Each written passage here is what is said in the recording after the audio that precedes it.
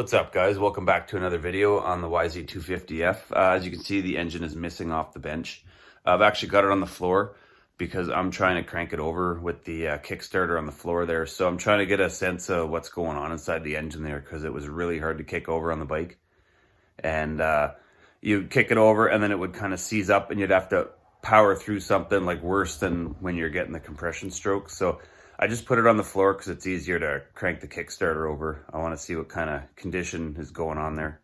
So I've got the engine on the floor here now because it's just easier to push the kickstarter over with a little more leverage. So push it over and it's like there's no smoothness to it. It's very like something's bound up in there. It'll go, but it's very hard to. So I'm going to stop it there. Actually, I'll try and get it a little bit more. And it's time to open this engine up and see why it's doing that. So I've got the engine on the bench here, got everything cleaned up a little bit. So the first thing I'm going to look at is it's already all apart because these never even came with the bike. It was just sitting there, which leads me to my first stop on the checklist is the timing, because if they had this off, that means that they were probably messing around with the timing in there. So I looked at the service manual there. I found it online. I'll post a link below to where I found a service manual for this. And it's not very descriptive, but from what I gather here, there's some marks on these gears. And one side is E, one side is I. So I assume it has to go so you can read the E and I, because this is the exhaust and this is the intake. So it has 3 notches here. And I believe the E notch and the I notch are supposed to be parallel with this case half. And then there is 2 notches here on this gear. But I think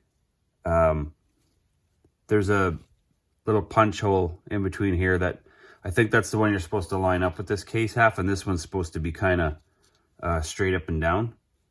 So I'll line those up and then check the timing marks in there for top dead center and see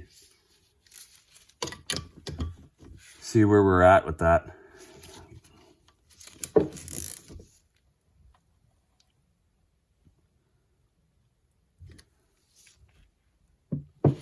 So that wasn't too far off what the service manual says is the timing. See if I can zoom in here. So you have an, if you can see it, there's an E, and it's hard to see, but there's also an I. So, and then there's a dot, and then another mark, and then there's a top mark. And again, another top mark, and another mark there. So you see how all the dots run in parallel with the case half? So that's what they want you to be in for top dead center compression. So what that'll generally look like is your cams will kind of look like that. One will be out like diagonally this way, one will be kind of diagonally that way. So I went through this engine a little bit. I'll show you what I did after, but I actually ended up retiming this. And I initially used this dot as the timing mark, but that's not what it is on these engines. It's this little hash right here where I have marked. So I timed it all up. It was timed incorrectly before. That's why it was hauling up on stuff. But I turned the engine over now, and it turns over really nice. All right, just to show you the timing mark I was using before, that it actually isn't the timing mark. That is it. It's a little blue mark in the flywheel. So I'll take the case off and I'll show you what the actual mark looks like. So I've taken the case off where you use the timing window there. That I've indexed it. That is the mark right there that you actually use. So I painted it white just so I could see it a little better as I was going around. I was using this dot before, and it wasn't wasn't right, so I tore the engine down a little bit, and then I found the actual top dead center, so I figured out that that is the actual index mark there for timing these engines. Now I had trouble kicking it over before, and now it's just turning over the way it should.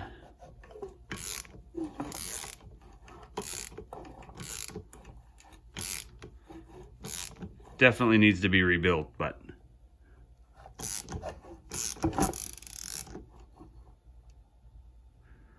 so that's good. It should be a relatively easy fix if I put everything back together brand new. So to get these 4-stroke engines apart, you got to take off this cover first. This bike didn't come with the screws that go in here. It was already off, so you might want to start by taking the spark plug piece out. The spark plug's already out because I've already had this engine partly apart just because I was troubleshooting it. But then you take off the cover and the gasket, and there should be another gasket or part of the gasket right there. So then you'll expose the cams. So when you're taking these heads off, you want to first time it into top dead center on the compression stroke. I've already timed it here. I showed you before what I did and how I had to time it and go through the trial and error to do it, but I got it timed. So now you just take all these bolts out and all these bolts out, and then you'll be able to take that off. But first you have to take the chain off, and this is the chain tensioner. So this needs to come out first, and then I'll take these cams out.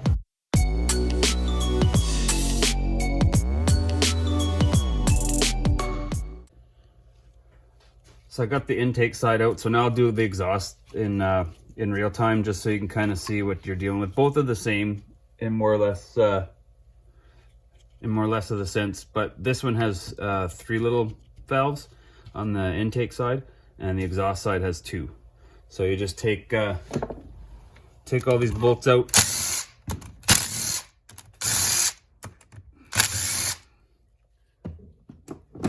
and it doesn't really matter if my chain drops, it's coming out anyway. So, but if you're just doing a top end on these, you should probably just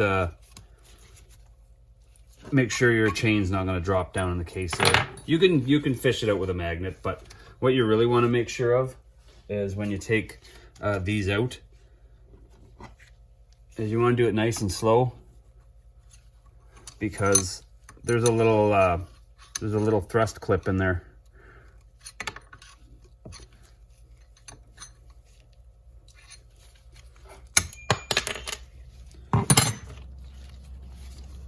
And if you take it out, this is all coming apart anyway, so if that dropped down in there, then I'd just find it. But if you're doing a top end and you're not planning on taking the whole head off, really make sure that these are not in the way when you take this off. And then when that's all out of there, you just take your cam out, and then you use a magnet. You take the buckets out. Careful, there's shims in there. The reason why it's staying there is because of the magnet. So you take that one out, take that one out, and then that's it. So if you want to take the springs out and the valves, you're probably going to need a tool to do that, because you got to push this in, and the back of the stem has to come out, and you got to take a couple of wedges out. So there's a special tool that I might have to order myself. We'll see what kind of shape these valves are in when I look at them. So the next thing you want to do is, I've already got it off, but there's going to be this all this oil plumbing. So you take all that off, and you take, there's a couple of nuts on this side, and there's bolts on this side here, and there's bolts in here. So to get the head off, you have to take the cams out. So I'll take all that off right now. You might have to give it a bit of persuasion with a dead blow, but they'll come off for you.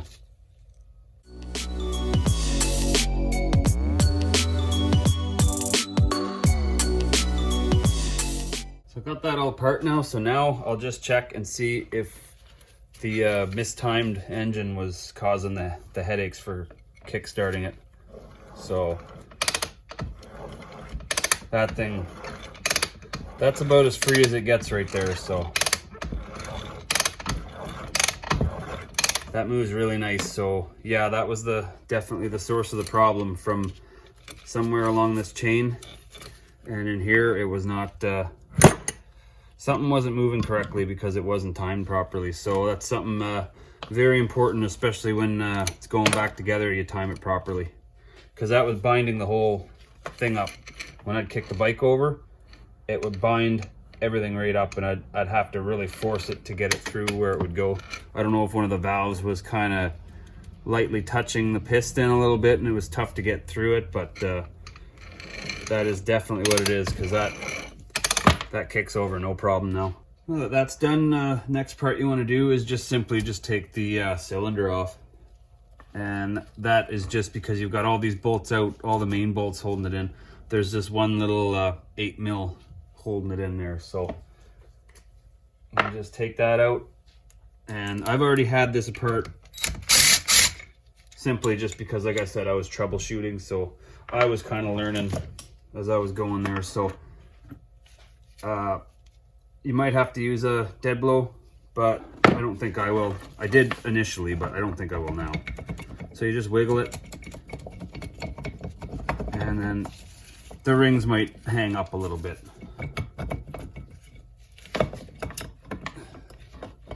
And the chain will hang up if you don't pull it straight.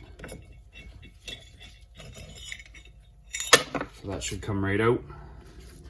Gasket in there, that's good. The cylinder looks pretty good. So I think with just a honing, I think I'll get away with that cylinder again. But this is really crusty here, this piston, so that'll definitely need to be replaced. I'm just quickly checking this crank out here, and there's side to side play, which is normal, so if you find that, no big deal. But what I'm noticing is there's a bit of up and down play.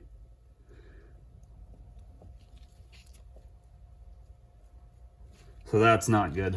So if I am going to do the build, I might as well do the bottom end too. So I'll have to go on the old internet there and try and find a bottom end kit for this. All right, guys, that's going to do it for the top end teardown on this. I showed you guys the timing and all that stuff like that. And like I was saying, I was kind of learning as I went too, but that's generally how you will take a top end of a 4-stroke engine apart. You want to find that top dead center. It just makes it a lot easier to take it apart and put it back together. But now I'm going to go on to the bottom end after, so I'll have to order some parts and probably some tools and stuff like that. But if you want to see that video, make sure you subscribe to the channel and hit the notifications bell. And as always, thanks for watching.